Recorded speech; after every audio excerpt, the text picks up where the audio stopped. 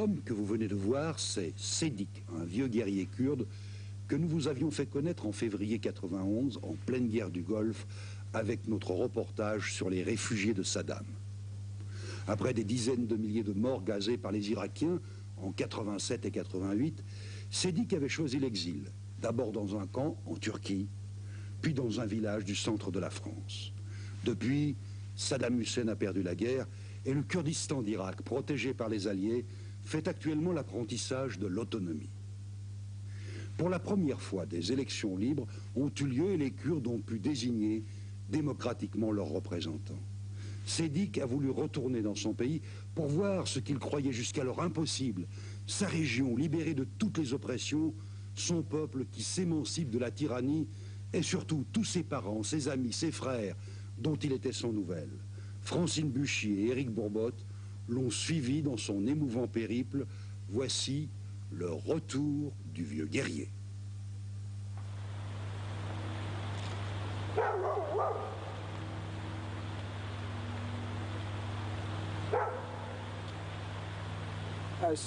Je suis kurde, du Kurdistan d'Irak. Quel âge a-t-il? 71 ans. Sedik, un ancien peshmerga, combattant kurde. Il est réfugié politique en Haute-Loire avec une partie de sa famille.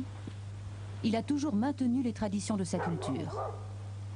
Il avait quitté le Kurdistan d'Irak en 1988, chassé par les atrocités de Saddam Hussein. Il a toujours eu l'espoir de rentrer un jour dans son pays, la tête haute. Ce voyage de retour, nous l'avons effectué avec lui, en juillet 92.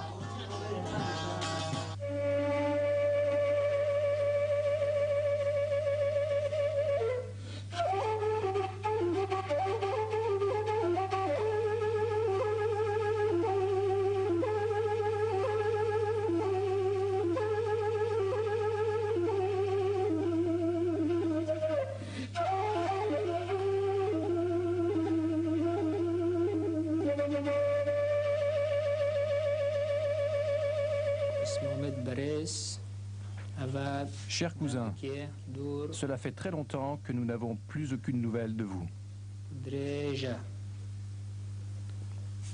Nous espérons vous revoir les uns et les autres dans notre beau village de Kanimezin, au Kurdistan.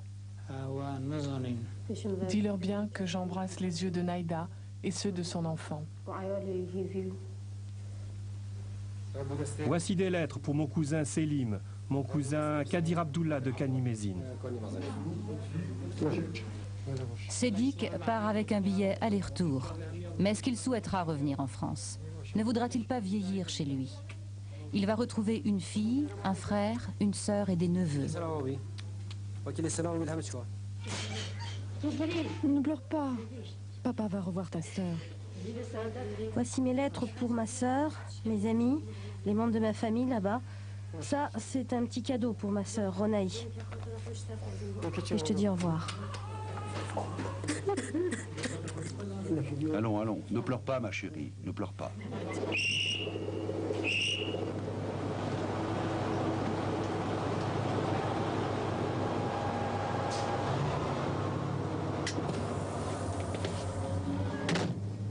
Il n'y a pas de service postal pour le Kurdistan d'Irak. Il faut un messager pour porter les lettres.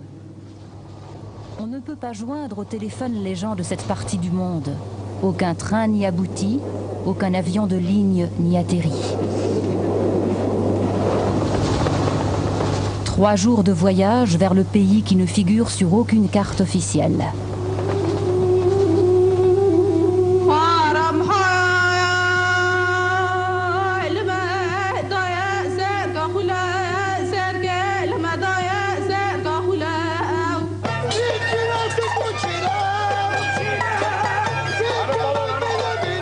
Istanbul abrite la plus grande communauté kurde du monde, 2 millions de personnes fondues dans la population.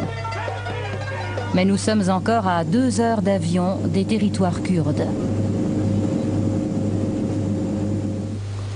Diyarbakir, dernière escale en Turquie. Aéroport militaire, base de l'OTAN, à 200 km de la frontière irakienne. Diyarbakir, capitale historique du Kurdistan de Turquie. Nous sommes au cœur d'une guerre sans merci entre l'armée et les indépendantistes kurdes du PKK. État d'urgence, partis et manifestations kurdes interdits. Les chiffres officiels font état de 5000 morts en 8 ans, plus qu'en Irlande du Nord. Sidik est heureux de parler kurde ici. Depuis la guerre du Golfe, la Turquie autorise l'usage de cette langue. Auparavant, parler kurde était puni de prison. On ne pourra jamais nous étouffer. Comment le pourrait-on? Nous sommes 15 millions en Turquie et 6 millions en Iran. Dans le bazar de Diyarbakir, des enfants de réfugiés vendent des babioles. Ces enfants sont kurdes. Ils vivent ici dans les camps de réfugiés depuis que nous avons fui le Kurdistan d'Irak en 88 pour échapper aux armes chimiques de Saddam. Ces enfants de réfugiés ne vont pas à l'école parce qu'ils ne veulent pas apprendre le turc. Ce soir, à 6 heures ou plus tard, ils seront de retour au camp. Nous longeons l'un de ces camps sur la route qui mène à la frontière, le camp de Mardin.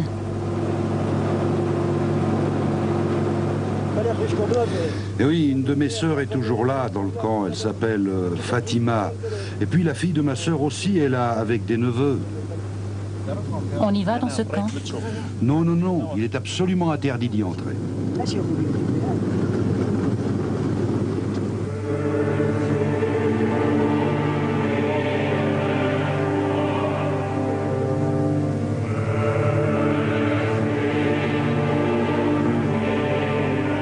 Sidik a vécu 1 an dans ce camp, avant d'être accueilli en France à la suite de la visite de Daniel Mitterrand.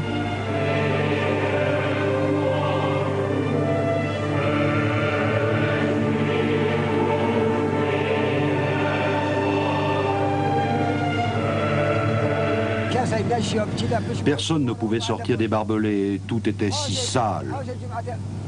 On devait faire la queue pour aller aux toilettes. Les enfants et les vieillards se souillaient avant d'y parvenir. On utilisait les coins d'étang.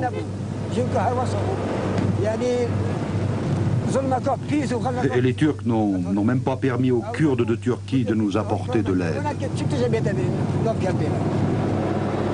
Derrière ces barbelés s'étend le No Man's Land menant vers la Syrie, où vivent 1 million de Kurdes. Devant nous, un espace désolé menant vers le Kurdistan d'Irak. Les Turcs ont rasé de nombreux villages et déporté les populations pour couper la guérilla kurde de ses bases. Le seul poste frontière s'annonce par une rangée de camions turcs qui vont en Irak en passant par le Kurdistan. Ils sont chargés de nourriture et de produits de base. Ils reviendront avec du pétrole qu'ils revendront 10 fois plus cher en Turquie. Au mois de juillet, 1000 camions passaient par jour dans les 2 sens.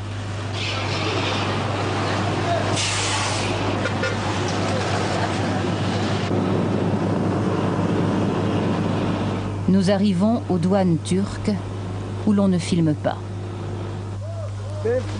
Le taxi de Sidik s'arrête après la frontière turque, devant le pont de la rivière Abour qui marque la limite avec le Kurdistan. Ah, quel bonheur, quelle joie, enfin la patrie. Le pays qui n'existe pas est gardé par de jeunes soldats kurdes qui portent encore l'uniforme irakien.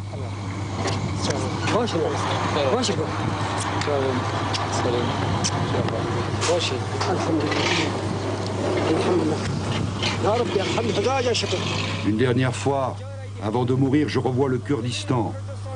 Le Kurdistan libéré grâce aux Nations Unies et aux Alliés. Sans eux, les Kurdes auraient été exterminés.